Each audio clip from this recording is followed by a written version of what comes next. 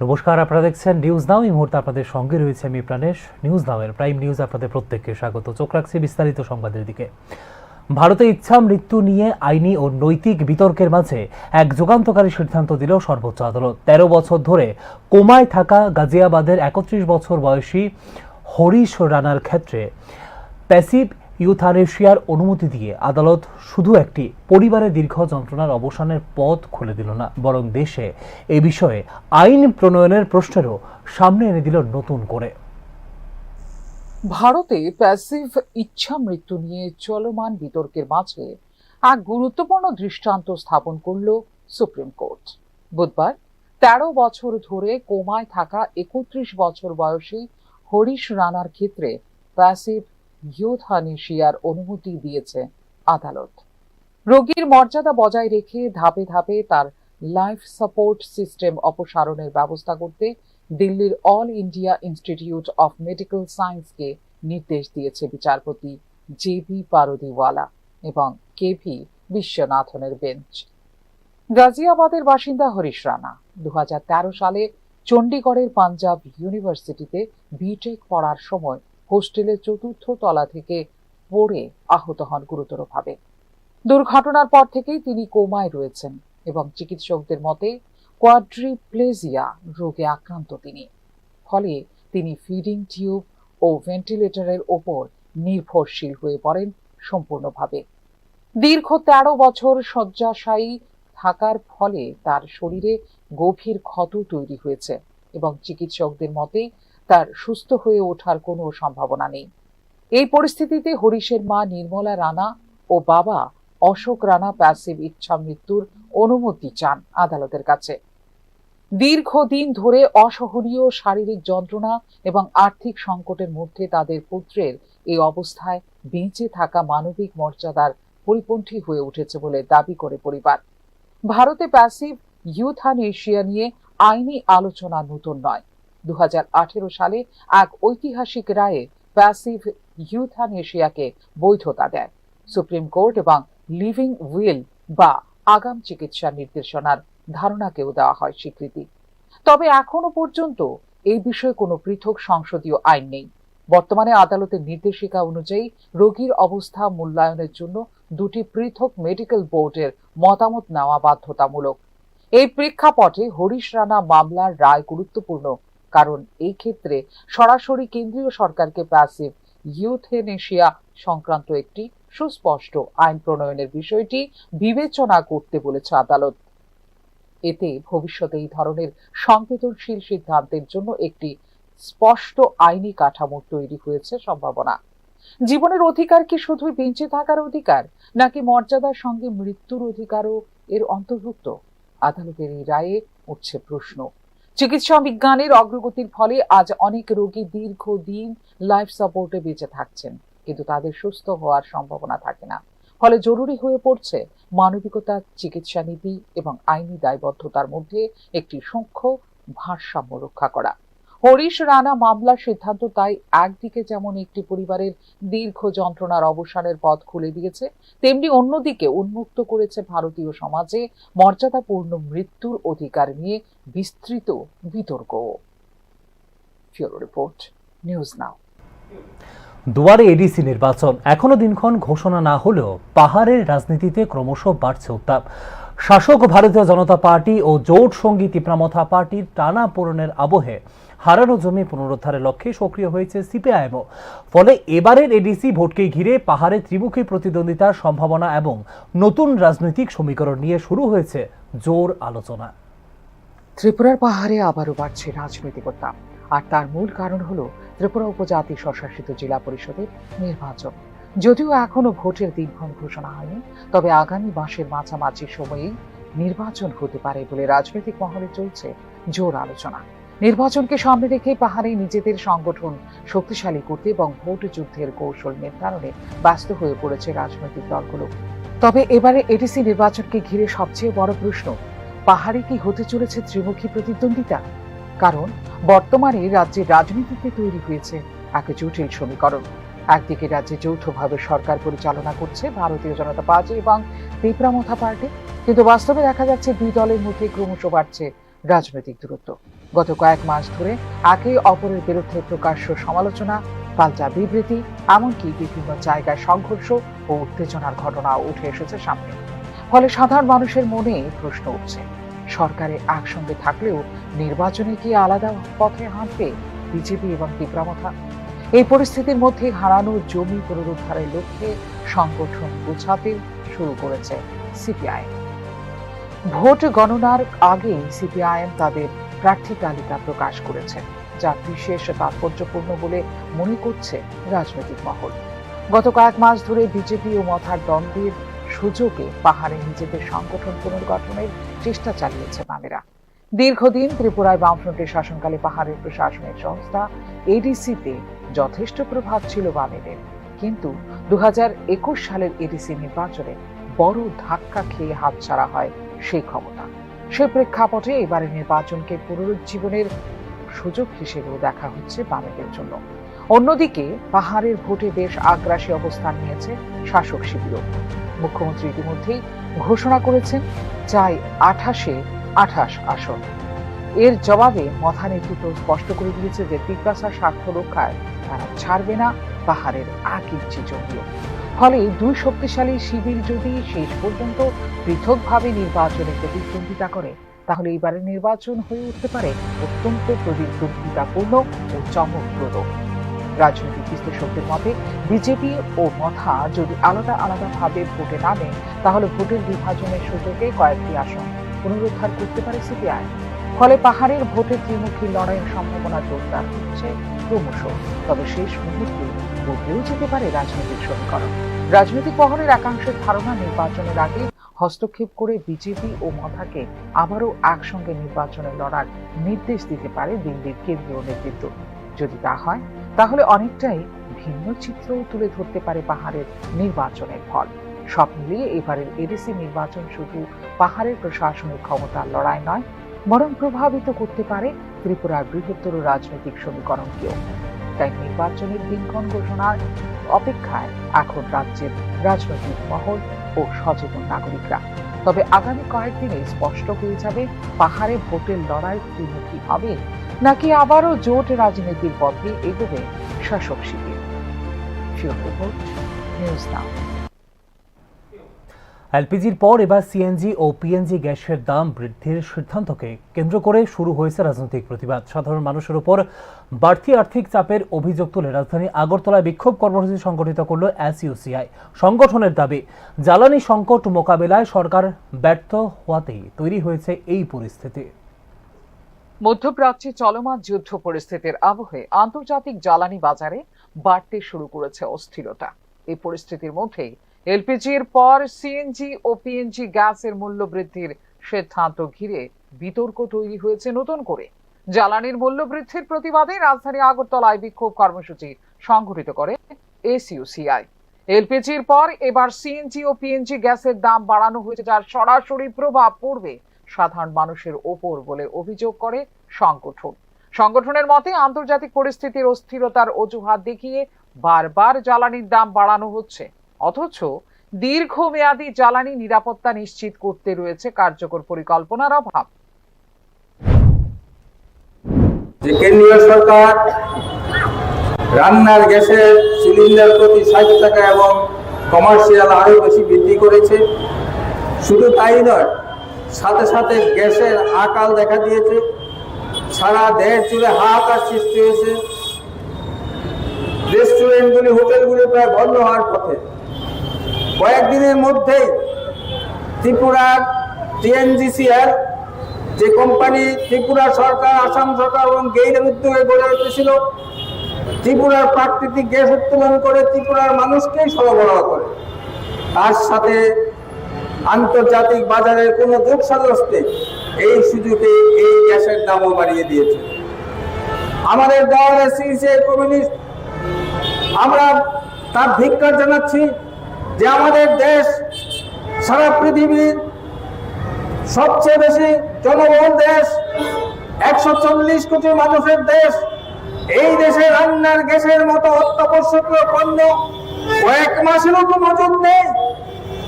গাল ফোয়ার শুরু হওয়ার সাথে সাথে কয়েকদিনের মধ্যেই এই আতঙ্ক সৃষ্টি হলো এবং সেই ক্রাইসিস দেখা দিল, সরকার তার মোকাবেলা করতে পারছে না।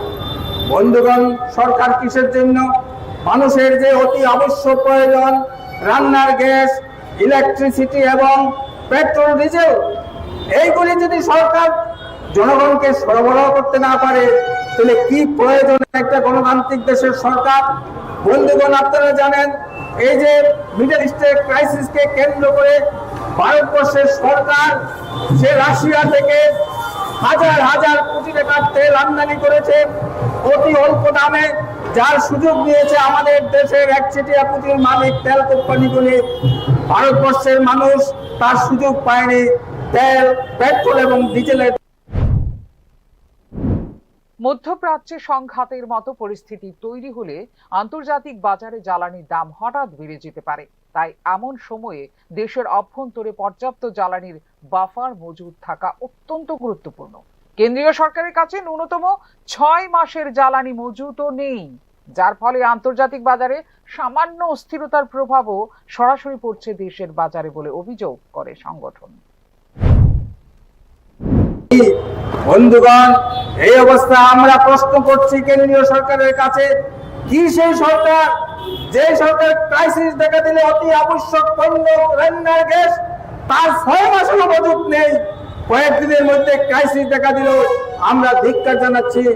আমরা দাবি করছি এই যে দর কর মূল্য বৃদ্ধিতে জর্জরিত দেশের 140 কোটি মানুষ, এই মানুষকে রক্ষা করার পরিবর্তে একটার পর একটা বোঝা সাধারণ মানুষের উপরে চাপিয়ে দিচ্ছে। রোজগারের কোনো স্থিরতা নেই, বাজারের মূল্য, অগ্নিমূল্য, সমস্ত জিনিসের, এর মধ্যে গ্যাসও পাওয়া যাচ্ছে না। কি রকম দেশে আমরা বসবাস করছি? আমরা মনে করি সমস্ত গরিব সাধারণ মানুষ, মধ্যবিত্ত মানুষ সরকারের এই জনবিরোধী নীতিগুলির বিরুদ্ধে ঐক্যবদ্ধ আন্দোলন গড়ে তোলা অতি আবশ্যক। আমাদের দল একটা সাম্যবাদী দল, আমরা সারা দেশে তার বিরুদ্ধে আন্দোলন গড়ে তুলছি। যে কোনো দেশের জ্বালানি নিরাপত্তা নিশ্চিত করতে দীর্ঘমেয়াদী পরিকল্পনার পাশাপাশি পর্যাপ্ত বাফার স্টক রাখা অত্যন্ত জরুরি বলে মনে করছেন অর্থনীতি ও জ্বালানি বিশেষজ্ঞরা। বিশেষ করে তেল ও গ্যাসের মতো গুরুত্বপূর্ণ জ্বালানির ক্ষেত্রে মজুদ ভান্ডার থাকলে আন্তর্জাতিক বাজারে দাম বাড়লেও তাৎক্ষণিকভাবে দেশের বাজারে কমানো সম্ভব হয় তার প্রভাব। রাজনৈতিক বিশ্লেষকদের মতে জ্বালানির মূল্য বৃদ্ধি শুধু পরিবহন খরচই বাড়ায় না, বরং তার প্রভাব পড়ে নিত্য প্রয়োজনীয় পণ্যের বাজারেও। ফলে আরো বাড়তে পারে মুদ্রাস্ফীতির চাপ। এই প্রেক্ষাপটে বিরোধী দলগুলির দাবি সরকারকে শুধু মূল্যবৃদ্ধির সিদ্ধান্ত নেওয়ার বদলে গুরুত্ব দিতে হবে জ্বালানির বাফার মজুদ গড়ে তোলা এবং দীর্ঘমেয়াদী জ্বালানি নীতি প্রণয়নের দিকে। এই ইস্যুকে সামনে রেখে আগামী দিনে জ্বালানি নিরাপত্তা ও মূল্য বৃদ্ধির প্রশ্নে রাজনৈতিক চাপ আরো বাড়তে পারে বলেই মনে করছে রাজনৈতিক মহল। ফিউরো রিপোর্ট, নিউজ নাও। উত্তর ত্রিপুরা ধর্মনগর বিধানসভা কেন্দ্রে আসন্ন উপনির্বাচনকে ঘিরে তীব্র হয়ে উঠেছে রাজনৈতিক তৎপরতা। নির্ঘণ্ট ঘোষণার আগেই প্রার্থী ঘোষণা করে প্রচারে নেমেছে সিপিআইএম। বামফ্রন্ট প্রার্থী অমিতাভ দত্ত বাড়ি বাড়ি প্রচারের মাধ্যমে বেকারত্ব, নারীর নিরাপত্তা ও রাজ্যের রাজনৈতিক পরিস্থিতির মতো ইস্যুকে সামনে এনে সমর্থন আদায়ের চেষ্টা করছেন ভোটারদের। জোট সমীকরণে পরিবর্তনের প্রেক্ষাপটে সিপিআইএমের জন্য অ্যাসিড টেস্ট হতে চলেছে এই উপনির্বাচন। এখনো নির্বাচন কমিশনের তরফে আনুষ্ঠানিক নির্ঘণ্ট ঘোষণা দেওয়া বাকি। উত্তর ত্রিপুরা ধর্মনগর বিধানসভা কেন্দ্রে আসন্ন উপনির্বাচনকে ঘিরে ক্রমেই বাড়ছে রাজনৈতিক তৎপরতা। এর মধ্যেই প্রার্থী ঘোষণা করে বাড়ি বাড়ি প্রচারও শুরু করেছে বামফ্রন্ট। এক্ষেত্রে ডোর টু ডোর প্রচার করছেন বামফ্রন্ট মনোনীত সিপিআইএম প্রার্থী অমিতাভ দত্ত। রাজ্য বিধানসভার অধ্যক্ষ বিশ্ববন্ধু সেনের প্রয়াণের ফলে শূন্য হয়ে পড়ে ধর্মনগর আসনটি। স্বাভাবিকভাবেই উপনির্বাচন এখন রাজনৈতিকভাবে গুরুত্বপূর্ণ হয়ে উঠেছে এই আসনে। উত্তর ত্রিপুরার একটি প্রভাবশালী রাজনৈতিক কেন্দ্র হিসেবে দীর্ঘদিন ধরে পরিচিত ধর্মনগর। ফলে এই আসনের ফলাফল আগামী দিনে রাজ্যের রাজনৈতিক সমীকরণেও কিছুটা প্রভাব ফেলতে পারে বলে মনে করছেন রাজনৈতিক পর্যবেক্ষকরা। এবারের উপনির্বাচনে সবচেয়ে বড় আলোচনার বিষয় হয়ে উঠেছে জোট রাজনীতির সমীকরণ। 2023 সালের বিধানসভা নির্বাচনে এই কেন্দ্র থেকে কংগ্রেস প্রার্থী প্রতিদ্বন্দ্বিতা করেছিলেন এবং সেই সময় কংগ্রেস প্রার্থীকে সমর্থন জানিয়েছিল সিপিআইএম। কিন্তু এবার সেই সমীকরণে পরিবর্তন এনে নিজস্ব প্রার্থী হিসেবে অমিতাভ দত্তকে সামনে এনেছে সিপিআইএম। নীলঘণ্ট ঘোষণার আগেই প্রার্থী ঘোষণা করার সিদ্ধান্তকে বামেদের কৌশলগত পদক্ষেপ হিসেবেই দেখছেন অনেকেই। প্রার্থী ঘোষণার পর থেকেই বাড়ি বাড়ি গিয়ে ভোটারদের সঙ্গে যোগাযোগ স্থাপন শুরু করেছেন অমিতাভ দত্ত। প্রচারের সময় বেকারত্ব, নারীদের নিরাপত্তা এবং রাজ্যের আইন শৃঙ্খলা পরিস্থিতির মতো বিষয়গুলিকে সামনে আনছেন তিনি।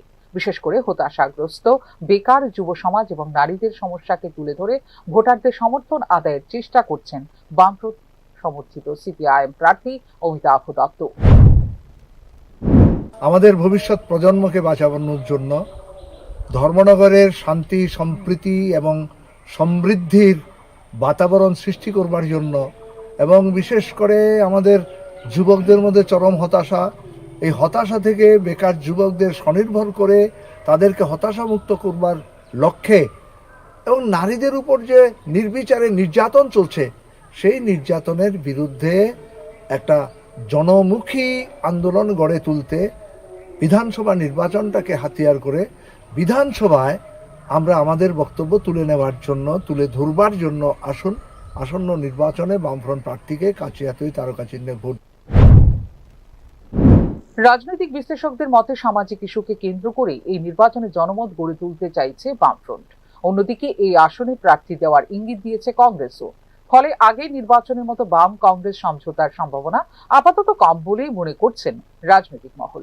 এর ফলে উপনির্বাচনে বিরোধী ভোটের সমীকরণ কিভাবে গড়ে ওঠে বড় প্রশ্ন হয়ে দাঁড়িয়েছে সেটাই। যদি বিরোধী ভোট বিভক্ত হয় তাহলে তা শাসক দলের পক্ষে সুবিধাজনক পরিস্থিতি তৈরি করতে পারে বলেও আলোচনা চলছে রাজনৈতিক মহলে।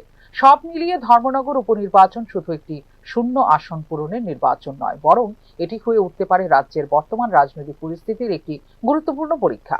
বামফ্রন্টের নতুন কৌশল, কংগ্রেসের অবস্থান এবং শাসক দলের সাংগঠনিক শক্তি সবকিছু মিলিয়ে এই উপনির্বাচনের ফলাফল আগামী দিনের রাজনীতিতে কোন বার্তা দেয় এখন সেদিকেই নজর রাজনৈতিক মহলে। Bureau report, news now. সীমান্তে কড়া নজরদারির মধ্যে আবারও ধরা পড়ল অনুপ্রবেশের চেষ্টা। জয়পুর সীমান্তে বর্ডার ফেন্সিং কেটে অবৈধভাবে ভারতে প্রবেশের সময় বিএসএফের হাতে আটক হয়েছে বাংলাদেশের ব্রাহ্মণবাড়িয়া জেলার বাসিন্দা এক যুবক। সীমান্তে কড়া নিরাপত্তা, নজরদারি বাড়ানো এবং একাধিক প্রযুক্তি ব্যবহার সত্ত্বেও রোধ করা যাচ্ছে না অবৈধ অনুপ্রবেশ। বর্ডারে ফেন্সিং কেটে অবৈধভাবে ভারতে প্রবেশের চেষ্টা করার সময় এক বাংলাদেশি যুবককে আটক করেছে বিএসএফ এর 42 নম্বর ব্যাটালিয়ন। রাজধানী আগরতলায় জয়পুর সীমান্ত এলাকায় বর্ডার ফেন্সিং কেটে ভারতে ঢোকার চেষ্টা করছিল ওই যুবক। সতর্ক বিএসএফ জওয়ানরা বিষয়টি টের পেয়ে হাতে নাতে আটক করে তাকে। ধৃত যুবকের নাম সাইমন মিয়া। তার বাড়ি বাংলাদেশের ব্রাহ্মণবাড়িয়া জেলায় বলে জানিয়েছে পুলিশ। বর্ডার এলাকা থেকে এখন আপনাদের থানায় আসলো, কি বলবো? বর্ডার সিকিউরিটি ফোর্সের 42 ব্যাটালিয়ন যে আছে আমাদের এখানে লঙ্কা মোড়ার পোস্ট, সেইখানের যারা বিএসএফ এর অফিসিয়াল যারা আছে আজকে তারা এখানে ইন্টারন্যাশনাল বর্ডারে এখানে দুজন অনুপ্রবেশকারীকে দেখতে পায়। তখন তাদের ভিতর থেকে ওনারা একজনকে পকড়া করতে অ্যারেস্ট করেছেন এবং করার পর আমাদের এখানে হ্যান্ড ওভার করেছে। ওর নাম হচ্ছে সাইমন মিয়া, ওর বাড়ি ব্রাহ্মণবাড়িয়া ডিস্ট্রিক্ট, বাংলাদেশ। সে এখানে অবৈধভাবে প্রবেশ করেছে ভারতে। সমস্ত জিনিসগুলি আমরা ইনকোয়ারি করে দেখছি যে তার উদ্দেশ্য কি, সে কেন এসেছে এখানে, বা তার সঙ্গে আরো কে কে ছিল, নাম জানার চেষ্টা করছে। প্রতিনিয়ত এরকম বর্ডারের ফেন্সিং কেটে ভারতে প্রবেশ করছে, পুলিশ এই বিষয়টি কিভাবে দেখছে বা বিএসএফ এর সাথে কি কোনো সমঝোতা বা কাজ করার কি কোনো পরিকল্পনা রয়েছে কি?